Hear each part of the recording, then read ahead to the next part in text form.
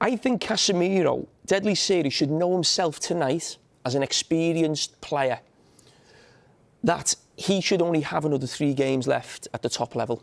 The next 2 league games and a cup final. And then he should be thinking, I need to go to the MLS or Saudi. I'm deadly serious. His agent or the people around him, they always have a team of people around them. They need to tell him this has to stop, because we are watching one of the greats of the modern time playing in one of the best midfields we've seen, who dominated Europe. Him holding Kroos to one side, Modric to the other, was one of the best midfields. Could easily go up against the Barcelona midfield that we all loved of Busquets, Xavi, Iniesta. So he's been an absolute great. I am nowhere near on a level of what that man has achieved. Champions Leagues, playing for Brazil, playing for Real Madrid. But I always remember something when I retired myself. And there was a saying I always remember as a footballer: leave the football before the football leaves you. The football's left him. At this top level, he needs to call it a day at this level of football and move. Might be easier said than done, though, because he still has 2 years left on a really hefty contract at Old Trafford. Dave, I'm saying... He'll pay him off. He'd have made a right few quid. Good luck to him. He's made a few quid. He's not going to go anywhere without being paid off. They pay him off. They do some sort of deal. But the level of that player, he should not be putting himself through this. He is too good of a player to be putting in a performance like that and being laughed at by Crystal Palace. He's not playing Man City. He's not playing Real Madrid. All due respect to Crystal Palace. A man of that level should not be going through what he's going through now, and he needs to call it a day. We know behind the scenes, actually, that there is a lot going on at Manchester United. There is a huge turnover of personnel. Some of those changes have been made. Some are going to come into effect in the summer, and maybe even beyond that, in terms of Dan Ashworth coming from Newcastle United, Jason Wilcox already there. When they are looking at this period for Manchester United and wondering what it is that takes them forward, how do you think they're going to be reflecting on this period in Manchester United's season under Erik ten Hag?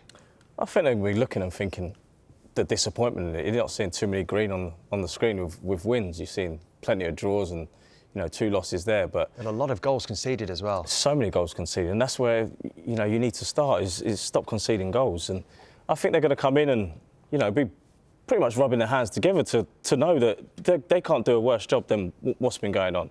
I think they're going to have so much, know-how and, see the squad and see what they've been looking at in the last, few months to see what they need to come in and change. And it's been for years now that things need to change from, I say, the top. And hopefully now that the new owners are coming in, things are going to start changing. But like I said, when you're a player in that dressing room, you've got to look at yourself and not have everything be put on the manager, because you're the ones that go out there and play.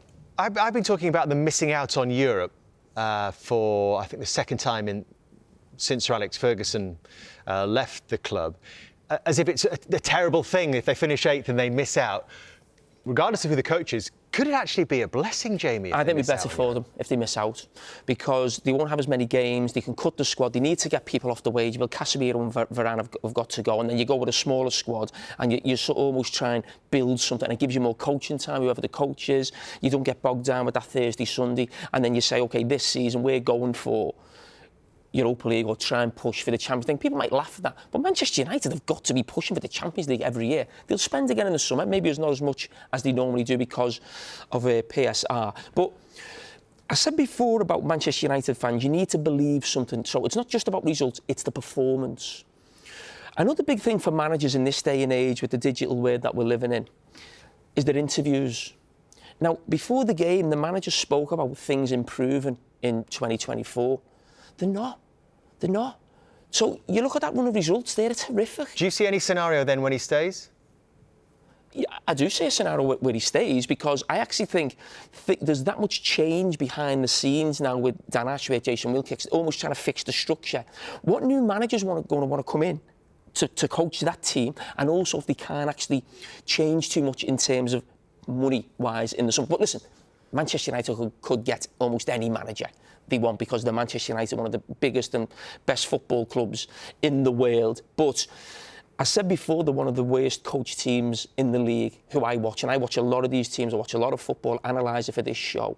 And they are as bad as anything. And if he is to stay, I think it because they don't actually want to bring a new manager in with the situation with the club is right now, because if he was to lose his job, I don't think he could have any complaints.